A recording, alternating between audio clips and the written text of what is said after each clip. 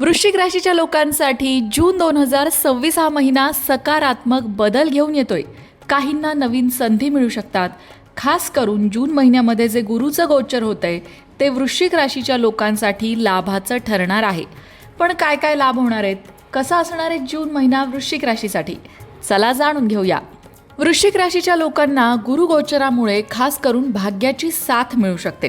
गेल्या काही काळापासून अडकलेली कामं हळूहळू पूर्ण व्हायला सुरुवात होईल. प्रयत्नांना योग्य दिशा मिळताना दिसेल. अनेक गोष्टी तुमच्या बाजूने वळताना दिसू शकतात. खास करून करिअरबद्दल बोलायचं झालं तर करिअरमध्ये प्रगती दिसेल. नोकरी करणाऱ्यांसाठी काळ सकारात्मक ठरू शकतो, कारण नोकरीमध्ये पदोन्नतीची शक्यता, नवीन जबाबदाऱ्या मिळणं, वरिष्ठांचा पाठिंबा मिळणं या गोष्टी घडून येतील. नवीन नोकरीची संधीसुद्धा या काळामध्ये तुमच्यासमोर येऊ शकते. त्याचबरोबर जे व्यवसाय करतायत, व्यवसाय करणाऱ्यांसाठी काही नवीन व्यवहार होणं, व्यवसायाचा विस्तार होणं किंवा दूरच्या ठिकाणांमधून लाभ मिळण्याचे योग दिसत आहेत.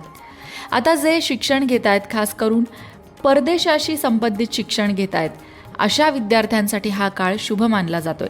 उच्च शिक्षण, संशोधन, नवीन कौशल्य शिकणं किंवा परदेशाशी संबंधित संधी तुम्हाला मिळू शकतात. गुरुच्या शुभप्रभावामुळे आर्थिक परिस्थितीत सुद्धा सुधारणा होऊ शकते. खास करून तुमचे पैसे कुठे अडकले असतील तर ते मिळण्याची शक्यता आहे. फक्त योग्य नियोजन केल्यास बचतही वाढू शकेल. गुरुचं हे गोचर तुम्हाला आध्यात्मिक प्रगती देणारं असणार आहे. खास करून अध्यात्म, मंत्रजप, ध्यान, साधना, धार्मिक कार्यांकडे तुमचा कल वाढणार आहे आणि त्यातूनच मानसिक शांतता मिळणार आहे. आता बोलूया जे अविवाहित आहेत त्यांच्याबद्दल. अविवाहित लोकांच्या आयुष्यात एखाद्या नवीन व्यक्तीची एंट्री सुद्धा होऊ शकते. इतकंच नाही, एखादं चांगलं स्थळ येऊन लग्नाच्या चर्चा सुद्धा होऊ शकतात. विवाहित लोकांनी मात्र रागावर नियंत्रण ठेवणं गरजेचं आहे आणि योग्य संवाद जोडीदारासोबत ठेवणं सुद्धा नातं मजबूत करण्यासाठी गरजेचं असणार आहे. आरोग्याकडे मात्र दुर्लक्ष करून चालणार नाहीये, कारण या महिन्यात थोडासा मानसिक तणाव किंवा थकवा तुम्हाला जाणवू शकतो. त्यासाठी योग्य काळजी घ्यावी लागेल. योग, प्राणायाम, ध्यान आणि योग्य आहार, त्याचबरोबर चांगली दिनचर्या ठेवणं या गोष्टी उपयोगी पडतील.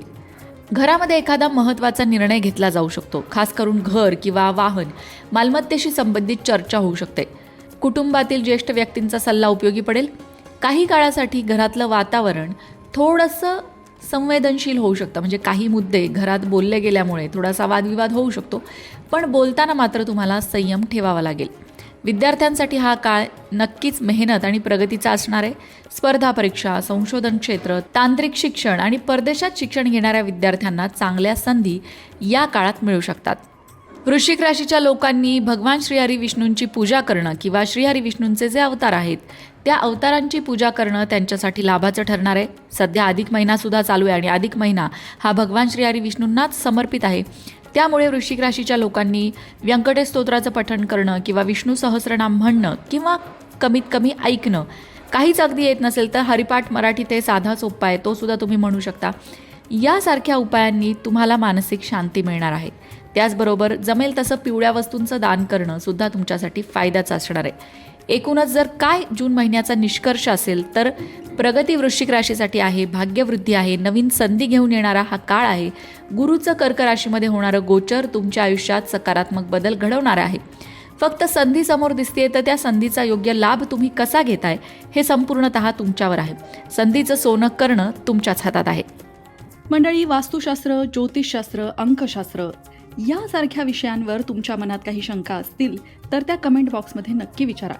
तुमच्या प्रश्नांची उत्तरं घेऊन येण्याचा प्रयत्न आम्ही नक्कीच करू. त्याचबरोबर आणखीन कोणत्या विषयांवरचे व्हिडिओ तुम्हाला ऐकायला आवडतील ते सुद्धा कमेंट करून सांगा.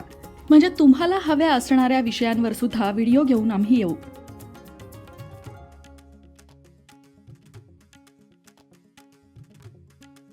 अशाच प्रकारच्या माहितीपूर्ण व्हिडिओंसाठी लोकमत भक्ती चॅनलला सबस्क्राईब करा आणि बेल आयकॉनवर सुद्धा क्लिक करा. म्हणजे आमच्या नवनवीन व्हिडिओचं नोटिफिकेशन तुम्हाला मिळत राहील. तसंच योग्य आध्यात्मिक मार्गदर्शनासाठी लोकमत भक्तीच्या फेसबुक पेजला फॉलो करायला विसरू नका.